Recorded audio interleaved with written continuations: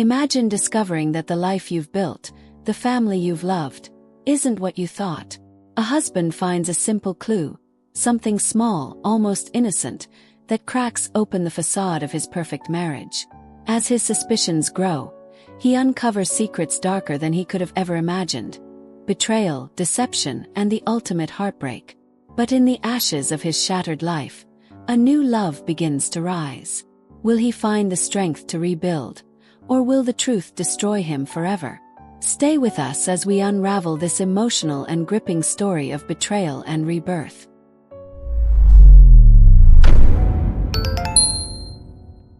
The sun filtered through the tall windows of our bedroom, casting soft golden streaks across the wooden floor. It was a Saturday morning, the kind where time moves slowly and the air felt thick with warmth. As I moved barefoot across the room, there was something oddly comforting about the coolness of the tiles beneath my feet, though the warmth of the sun contrasted sharply against my skin. I breathed in deeply, the familiar scent of fresh laundry mixing with the faint aroma of coffee from the kitchen downstairs. Routine had always been my anchor. I liked things organized in their place, everything as it should be. So when I noticed something small and shiny on the bathroom floor, a flicker of light caught my eye, interrupting the mundane peace of my morning. My breath hitched for a moment as I knelt down, picking up what appeared to be a tiny circle of crumpled aluminum foil. It was the kind that typically wraps around a pill. A strange heaviness settled in my chest as I held it in my hand, the metal cool against my fingers. Caroline and I had been together for years. She was disciplined about her health, daily yoga, clean eating, and I had undergone a vasectomy. Birth control pills had no place in our life. So, why was this here? I stood still, feeling the slow burn of unease coil in my stomach, a creeping sensation that something wasn't right. My mind scrambled for explanations, anything to make this piece of foil fit into our tidy, predictable life. Maybe a visitor had left it, but no one had been here for weeks. As I stood there, frozen, the light of the sun now seemed harsher, and a small seed of doubt took root in my thoughts. The house was quiet except for the sound of Caroline in the kitchen, her movements calm and rhythmic. The smell of pancakes mixed with the rich scent of freshly brewed coffee. I tucked the foil into my pocket, feeling its crinkle against the fabric, and headed downstairs, trying to shake off the unease. "Morning, love," I greeted her, trying to keep my voice casual, though my chest felt tight. Caroline turned to me with that radiant smile of hers, her face glowing with the soft light of the morning. Her presence was always warm, so familiar, but now it felt distant. "Good morning. Breakfast is almost ready," she chimed, placing the last pancake on the plate with a practiced ease. Her voice was as melodic as ever, but something had shifted. The way she moved, how her eyes met mine, it was all too perfect, too rehearsed. I felt a small pang of discomfort as I sat at the table, her laughter and lighthearted conversation filling the air. My mind, however, kept wandering back to the crinkled foil in my pocket, a sharp reminder that there was something I didn't yet understand. Every now and then, her hand would brush against mine as she poured more coffee, or she'd laugh at something silly, and yet I couldn't help but feel the weight of the unknown pressing down on me. Something was out of place, and that small, shiny piece of foil was the key to it all. It wasn't just a random mistake. It was a signal, and it had ignited a fire of doubt that I couldn't extinguish. Let's continue with topic 2, where the protagonist deepens his suspicion after discovering the small object. This section builds on the atmosphere of doubt and growing unease. As I sat at the kitchen table, the usual clatter of silverware and the aroma of pancakes should have felt comforting. But the tiny crinkled foil in my pocket seemed to burn hotter with every passing second, as though it had a pulse of its own. I could feel its presence there, hidden but powerful, a weight that pressed against my mind. Caroline moved gracefully around the kitchen, completely unaware of the storm brewing inside me. Her movements were so natural, so effortless. She poured more coffee into my mug, her slender fingers brushing the porcelain rim. I watched her through narrowed eyes, trying to shake off the thoughts that kept swirling around in my head, but it was impossible. Why would she need those pills? I had the vasectomy years ago. Our sex life had been comfortable, consistent. There was no reason for her to take any form of birth control. Yet, the evidence was right there in my pocket, a truth wrapped in aluminum that I couldn't ignore. I watched her closely as she laughed at something on the radio, her long hair catching the sunlight just so, making her seem radiant. But now, every smile, every glance felt calculated. How had I never noticed? Had she always been this perfect, this untouchable, or had I simply refused to see? I pushed my food around on the plate, barely registering the taste of the pancakes. My mind was spinning in circles, desperately trying to find an innocent explanation, but nothing fit. My thoughts were like static, buzzing and insistent, and every time I looked at her, that static grew louder. What else was I missing? After breakfast, I went outside, pretending to occupy myself with yard work, hoping that the physical effort might burn off some of the tension that had knotted itself inside my chest. The smell of fresh-cut grass filled the air, the sun now higher in the sky, its heat prickling against my skin. Yet, even as I gripped the lawnmower and pushed it across the yard, my mind kept drifting back to that crumpled foil. My hands shook slightly as I reached into my pocket and pulled it out again. The sunlight glinted off its shiny surface, mocking me with its simplicity. It was just a tiny piece of metal, something so small and insignificant, but it had the power to unravel everything. I stood there, frozen, staring at it for what felt like hours. My thoughts turned darker, more suspicious. Was there someone else? Had there been secrets buried beneath our routine all along? The foil seemed to whisper answers I wasn't ready to hear, feeding a paranoia I had never felt before. My heartbeat quickened as possibilities I had never considered began to bubble to the surface. I put the foil back in my pocket and turned off the lawnmower, my hands slick with sweat. I needed answers, but more than that, I needed proof. I couldn't just ask her outright. No, not yet. If I was wrong, if this was all in my head, confronting her would destroy the trust between us. But if I was right? The air felt thick and oppressive as I headed back inside, the weight of the suspicion pressing down on me harder than before. Caroline's laughter floated through the house as she washed the dishes, and it grated against me, making my skin crawl. I needed to know. The doubt had planted itself too deeply now, and it wouldn't let go. As the day wore on, I tried to shake the unsettling thoughts that had taken root in my mind, but they clung to me like a shadow I couldn't outrun. I watched Caroline move about the house, her laughter easy, her movements graceful, yet every small detail I once loved about her now felt foreign. It was as if I was seeing her for the first time, seeing her truly, and something about it chilled me to the bone. She caught my eye from across the room, flashing that bright smile that always seemed so effortless. But now, I couldn't help but wonder what was behind it. What secrets did that smile hide? Was it possible she had been laughing at me this entire time, knowing I had no idea? "Do you need anything, love?" she asked, her voice warm as she stepped toward me. Her fingers brushed my shoulder lightly, but the simple touch felt loaded with meaning. There was something almost too perfect in the way she moved around me, the way she seemed so unbothered. I forced myself to smile, but my skin tingled with discomfort, the small touch igniting a swirl of conflicting emotions inside me. Part of me wanted to lean into her, to believe that nothing had changed, that I was overreacting. Yet another part of me, that darker part that had awoken when I found that foil, recoiled, filled with suspicion. I stood up from the couch, clearing my throat, trying to steady the chaos in my chest. "I'm fine. Just thinking about some work stuff," I lied. The words felt thick on my tongue, and I could tell she was studying me, her eyes narrowing slightly in concern. Or was it something else? Work stuff? On a Saturday? She teased, her smile teasing and playful.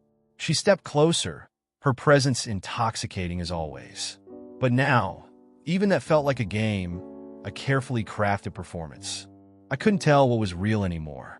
I laughed weakly, hoping to deflect her attention, but every word, every laugh felt rehearsed. How had I missed this before? Had I been so blinded by love that I couldn't see the truth right in front of me? We spent the rest of the afternoon together, her touch soft and familiar, but I couldn't shake the nagging feeling that something was very wrong. Every brush of her hand against mine, every time her fingers traced the curve of my arm, felt like a reminder of the doubt lodged in my mind. Her words, once comforting, now felt like they were laced with hidden meanings. I was watching her every move, searching for signs, clues, anything that would betray her. When she laughed, I wondered if it was genuine. When she spoke, I found myself analyzing her tone, wondering if she was hiding something beneath the surface. The more I watched her, the more convinced I became that something was terribly, terribly wrong. By the time the evening came, the tension in the air had become unbearable. She leaned in to kiss me goodnight, her lips soft against mine, but even that felt different. Her scent, usually something I found intoxicating, now stirred a strange mixture of desire and distrust. I kissed her back, but the warmth I once felt was tinged with suspicion, and as we pulled apart, I couldn't help but wonder if she noticed the change in me. As she drifted off to sleep beside me, I lay awake, staring at the ceiling, my mind racing. The room was dark, silent except for the soft rhythm of her breathing. But even in the quiet, I couldn't find peace. My hand brushed against the pocket where the foil still lay hidden, and a cold chill spread through me. I turned onto my side, watching her sleep, the moonlight casting faint shadows across her face. She looked so serene, so innocent, and yet the doubt festered inside me, growing larger with each passing hour. How much of this life had been a lie? How much had I missed, distracted by the routine, the comfort of our years together? I needed to know the truth. But first, I had to be sure. The following morning, the weight of doubt had grown too heavy to ignore. My chest felt tight with the pressure of unanswered questions. I couldn't keep brushing it off as paranoia. Not anymore. The small piece of foil had dug its way into my mind, and I knew I had to get answers. Real answers. I watched Caroline from across the breakfast table, her movements as graceful as ever. She didn't seem to notice my quiet withdrawal, too busy humming along to some song playing softly in the background. But to me, every detail of her behavior felt like evidence. The way her eyes sparkled when she talked, the way she lightly touched my arm as she passed by, it all felt calculated, controlled. I had to know, and I couldn't ask her directly. No, if I was wrong, if this was just my mind playing tricks on me, then confronting her could tear everything apart. But if I was right, the thought sent a wave of nausea through me. So, that afternoon, while she was out doing her usual yoga routine, I set my plan in motion. My hands trembled as I installed the tiny cameras in hidden corners of the house. One behind the bookshelf in the living room, another inside a potted plant in the kitchen, even one in our bedroom, tucked away where she'd never notice. The clicking of the camera's setup was almost deafening in the silent house, each sound feeling like a betrayal to the woman I once trusted completely. My heart pounded in my chest, a mixture of guilt and urgency. I couldn't believe what I was doing, spying on my own wife, but I needed proof. I couldn't live with these suspicions gnawing at my insides. Every part of this felt wrong, and yet I couldn't stop myself. I had to know if the life I was living was real, or if it had all been a carefully crafted illusion. Later, I waited for my chance. When Caroline stepped into the shower, I seized the moment. I slipped into our bedroom and grabbed her phone from the nightstand, my fingers moving swiftly as I connected it to my laptop. The seconds ticked by painfully slowly, the sound of the water rushing from the bathroom only making my heart race faster. I felt like I was stealing time, each minute more precious than the last. As the phone's data transferred, I couldn't help but feel the crushing weight of guilt. This wasn't just about doubt anymore. It was about betrayal. Not just hers if she was guilty, but mine too. I had promised to trust her, to love her unconditionally. Yet here I was, crossing a line I never thought I'd reach. When the transfer was complete, I quickly placed the phone back exactly where it had been. I was careful, too careful, every movement calculated like a thief in my own home. The adrenaline coursed through my veins as I heard the water shut off. I slipped out of the bedroom, just in time, the faint sound of her humming following her down the hallway. I retreated to my office, locking the door behind me, my hands shaking as I opened the clone files. My eyes scanned the texts and call logs, most of them mundane, nothing out of the ordinary. But then, there it was, a series of messages from a number I didn't recognize. They were short, cryptic even, random letters and numbers coded in a way that made my stomach churn. Whoever it was, they had been careful, but not careful enough. My chest tightened as I scrolled through, finding more and more of these strange exchanges, their timing too perfect to ignore. The messages would come when I wasn't home, or late at night when I was already asleep. The pattern was unmistakable. I could feel my pulse quickening as the reality started to sink in. There was someone else. I sat there in the darkened room, staring at the screen as though it might offer me some sort of explanation, some way out of this nightmare. But there was no escape. The more I searched, the more pieces fell into place, each one heavier than the last. I felt sick. My hands ran through my hair, tugging slightly as the weight of it all crashed down on me. I had always thought our life was so solid, so secure. Now, it felt like the ground beneath my feet was crumbling, like everything I had believed in was slipping through my fingers. But I couldn't stop now. There was more. I needed to go deeper to find out the full extent of what had been happening behind my back. As much as it tore me apart, I had to know. The house was silent, heavy with an air of unsettling calm.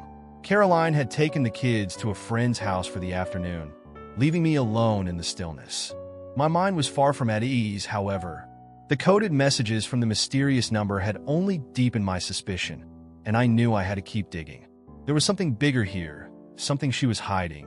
I wandered aimlessly through the house, my thoughts a chaotic blur of half-formed accusations and dark imaginings. Every room felt foreign to me now, as though I was walking through the shell of someone else's life. The life I thought we had built together no longer felt like mine. It was like a scene from a play, carefully staged, every detail rehearsed to perfection.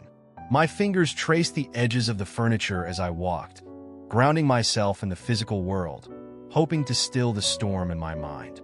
But when I entered the guest room, a strange sensation washed over me, a gut instinct, a pull. I hadn't been in here in months. There was no reason to be, but something drew me toward the vent near the window. I crouched down, prying open the small, metal cover.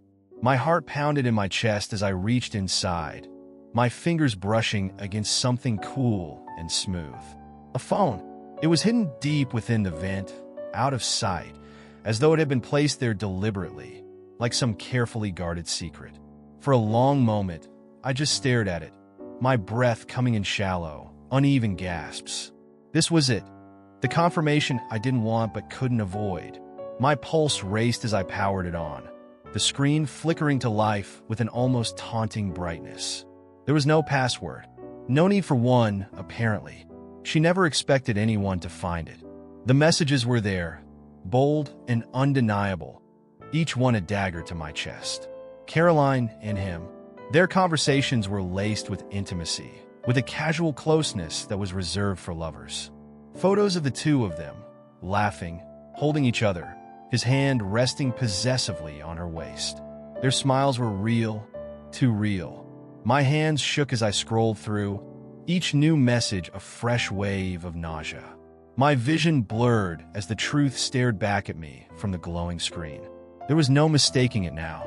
My worst fear was real. Caroline had been seeing someone else. Not just a fleeting affair, but a full-blown relationship. Their plans, their moments, all carefully hidden in this secret world they had created together. They had built something I wasn't a part of, something that made my existence in her life feel like a lie. I felt sick, my stomach twisting into knots. My fingers hovered over the images, each one more painful than the last. How long had this been going on? Had there ever been a time when she was truly mine, or had she been slipping away from me for longer than I realized?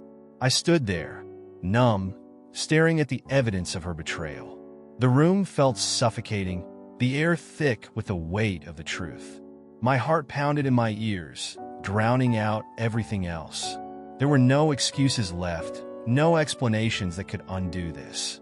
For a moment, I imagined confronting her right then and there, throwing the phone at her feet and demanding answers. But I couldn't move.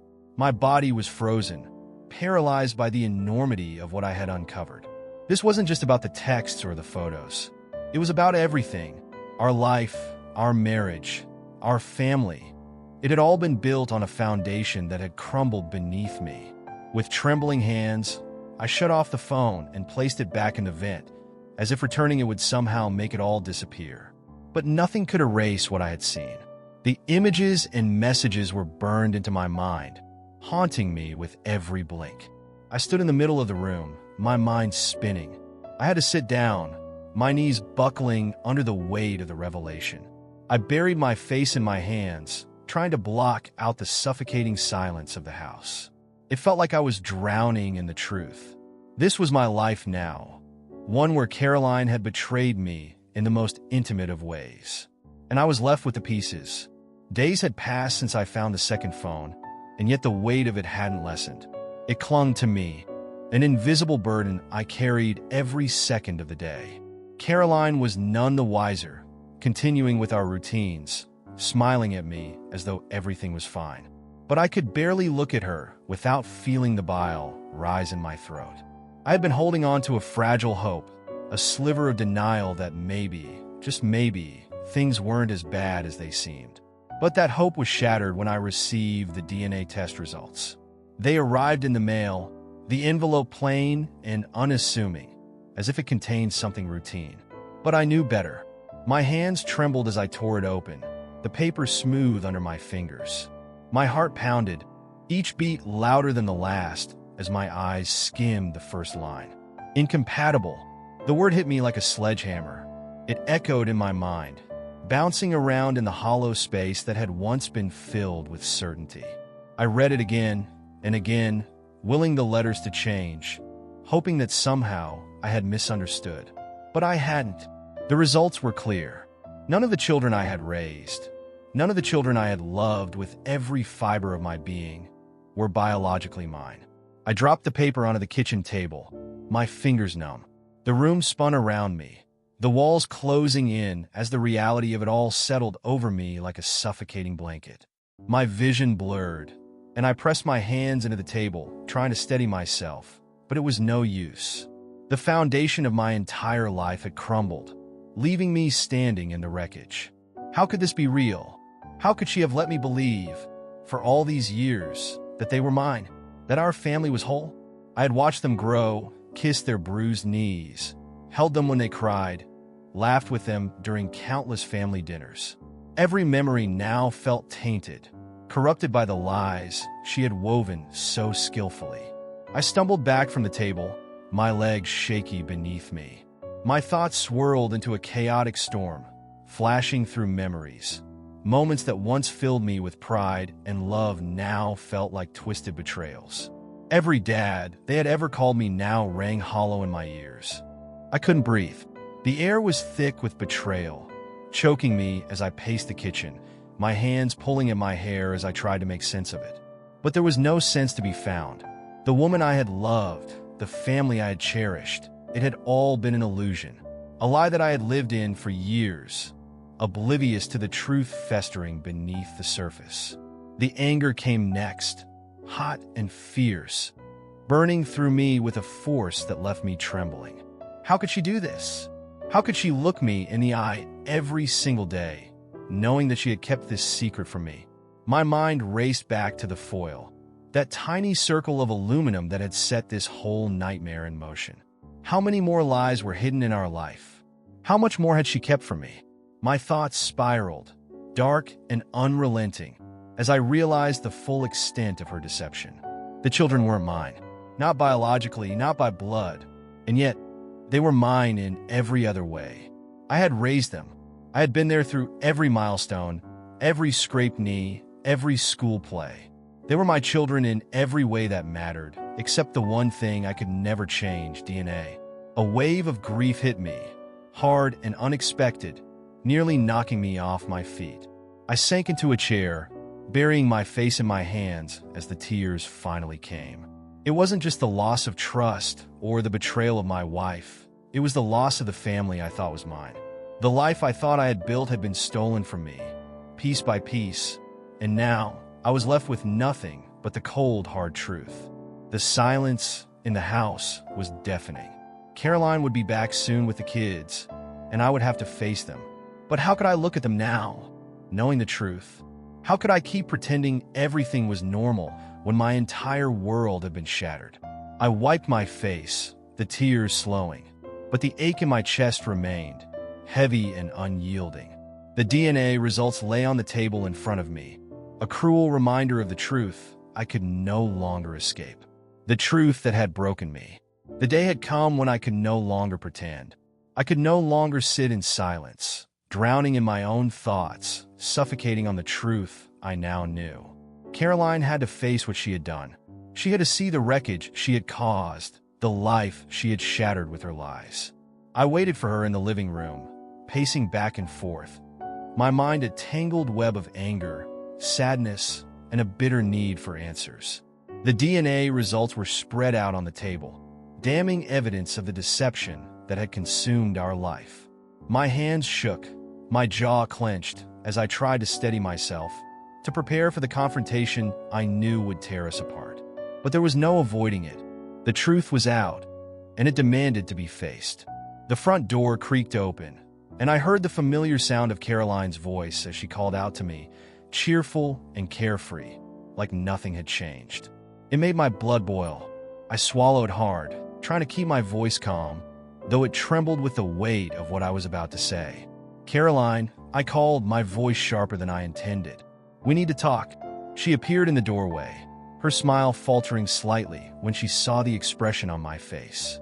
Her brow furrowed in concern, her hand still holding her bag as she stepped into the room. "What's wrong?" she asked, her voice soft, as if she had no idea what was coming. I gestured to the table, my heart pounding. "Sit down." She hesitated, her eyes flicking between me and the papers laid out in front of her. A flicker of something passed over her face, fear maybe, but she sat, placing her bag on the floor as she folded her hands in her lap.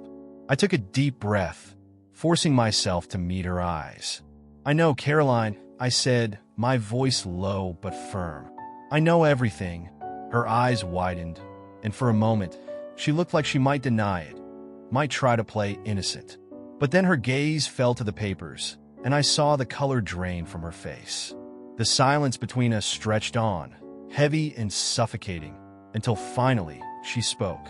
What do you mean?" she asked, her voice shaky, though we both knew what I meant. I leaned forward, my hands gripping the edge of the table as I laid it all out for her. The foil in the bathroom, the second phone, the DNA tests, the fact that none of our children, none of them, are mine. My voice cracked on the last word, the emotion too raw to contain. Caroline's eyes filled with tears, and she opened her mouth to speak, but no words came. She looked down at her hands, trembling in her lap, before she finally managed to whisper, "I'm sorry." "Sorry?" The word came out like a hiss, filled with all the anger I had been holding in for so long. "That's all you have to say? You lied to me. You betrayed me. You let me believe that our children, our family, were mine. And all this time, you've been hiding the truth." Her tears spilled over, her shoulders shaking as she buried her face in her hands. "It wasn't supposed to happen like this," she sobbed. "I didn't mean for it to go this far."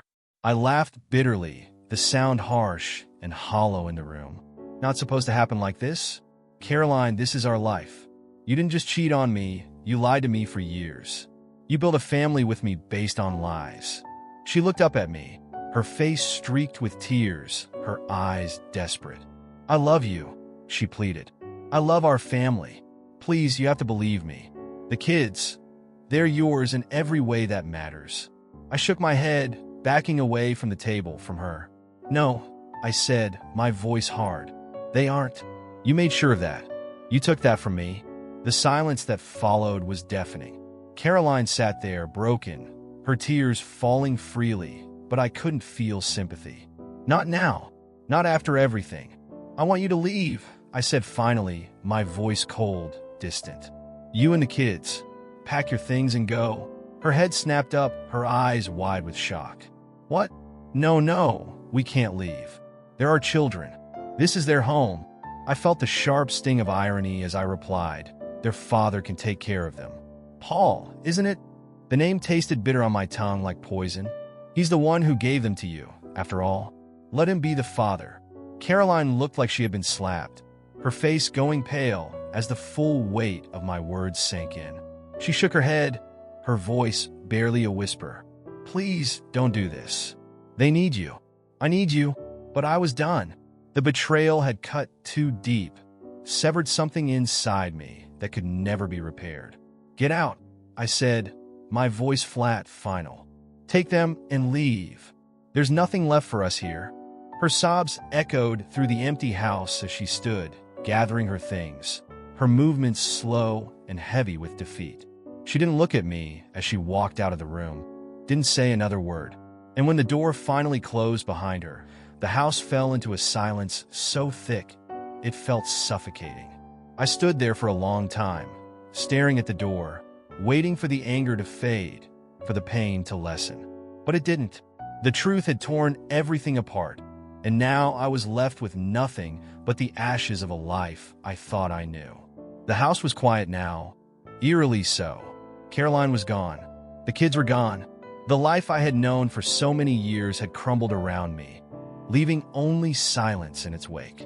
At first, it felt like the walls were closing in on me, the emptiness of the house amplifying the weight of my grief.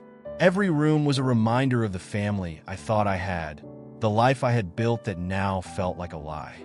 But in that silence, there was also a strange, unfamiliar sense of relief. The days that followed were slow and heavy, but I knew I couldn't stay buried in my sorrow forever. I had to move forward, had to reclaim something of my life, even if it felt impossible. It was during this time that Michelle became my unexpected anchor. She had been my secretary for years, always efficient, always professional. But now, in my darkest moments, she became more than that. Michelle offered me more than just her practical support. She offered me her understanding. She knew my pain, had seen it in my eyes long before I ever spoke a word about it. And slowly, without me even realizing it at first, she became the person I leaned on. It started with small moments. She would bring me coffee, and we'd sit together, quietly sharing the space. No words needed. Sometimes, she'd offer a kind word or a reassuring touch on my shoulder, her presence warm and grounding. It was as if she knew exactly what I needed. No pity, no forced optimism. Just someone who saw me, really saw me, and was willing to sit in the dark with me until I was ready to find the light again. One evening, she came by with some documents for work, but we ended up talking late into the night. We sat on the porch, the cool night air wrapping around us, and for the first time in weeks, I felt a sense of peace. The moonlight softened the edges of everything, casting a gentle glow over us. Her voice was calm, steady, and in her words, I found a sense of comfort I hadn't expected. You're stronger than you realize, she said softly, her eyes meeting mine. You've been through so much, but you're still here. That says something. Her words settled over me like a balm, soothing the raw wounds inside me. I hadn't felt strong, far from it, but there was something in the way she said it, the way she believed it, that made me start to believe it too. As the days passed, our connection deepened. It was slow, almost unspoken, but undeniable. Her presence in my life became more than just a comfort. It became something I looked forward to. The way her hand would brush against mine when she handed me papers, the way her laughter would fill the quiet spaces, the way her eyes would linger on mine a little longer than necessary. One evening, as we sat in the living room, the tension between us shifted.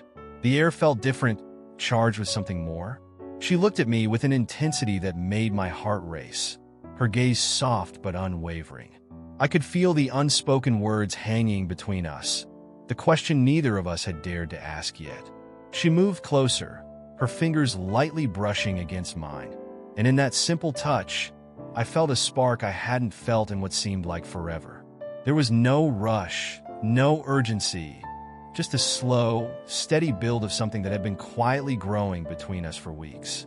"I'm here," she whispered, her voice barely audible, but it resonated deeply within me. "Whatever you need, I'm here." Her words were like a lifeline, pulling me out of the darkness I had been drowning in. I looked at her, really looked at her, and for the first time in a long time, I felt something other than pain. There was warmth in her eyes, an openness that made me feel seen, wanted, even after everything that had happened. Without thinking, I leaned in, my lips brushing against hers in the softest of kisses. It wasn't about passion, not yet. It was about connection, about finding solace in someone who understood the depth of my wounds. Her lips were warm, and as she kissed me back, gently, it was like a promise of healing, of something new and real. We pulled apart slowly, her forehead resting against mine, both of us breathing softly in the quiet of the room. I didn't say anything, and neither did she. There was no need. The moment had said enough. From that night on, things between us shifted. Our connection, once professional and distant, had blossomed into something more. We didn't rush it, didn't force it. It was a slow burn, a warmth that spread between us, growing stronger with each passing day. Michelle became my constant, the steady force that helped me rebuild the pieces of my life. With her by my side, I started to see the world differently. The house, once a painful reminder of everything I had lost, began to feel like mine again. We painted the walls, planted a small garden in the backyard, filling the spaces with new life, new memories. I could still feel the scars of the betrayal, deep and jagged, but they no longer defined me. Michelle reminded me that I was more than the pain I had endured, that I was capable of finding happiness again. And slowly, day by day, I began to believe it.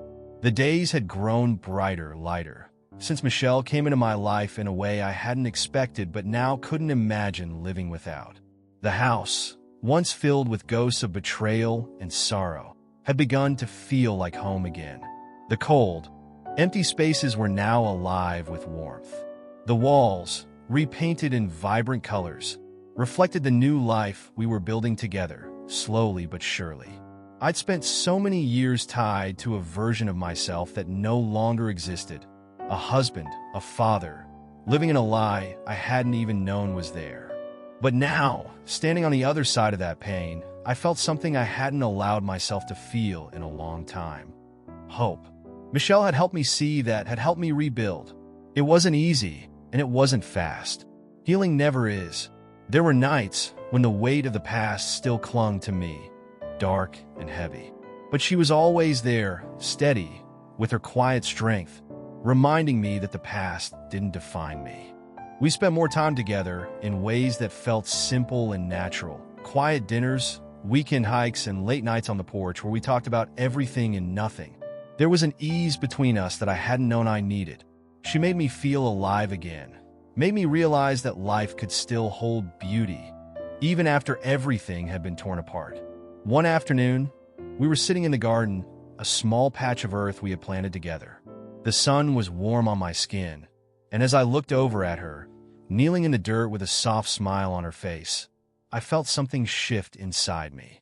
For so long, I had been weighed down by the past, by the lies and betrayal. But now, watching her, I realized that I was no longer tethered to that pain. I stood up, walking over to her, feeling the cool grass beneath my feet. I knelt beside her, brushing a smudge of dirt from her cheek. She looked up at me, her eyes filled with that quiet, unspoken understanding we had shared from the very beginning. "You're really bad at gardening," I teased softly, my hand resting gently on hers. She laughed, the sound light and free, and it filled the space around us. "I'm improving," she replied, a playful glint in her eyes. I smiled, feeling the tension that had lived in my chest for so long start to melt away. There was something so simple, so pure about being here with her. It wasn't about grand gestures or declarations. It was about the small moments, the shared laughs, the steady companionship that had helped me rebuild the broken pieces of my life.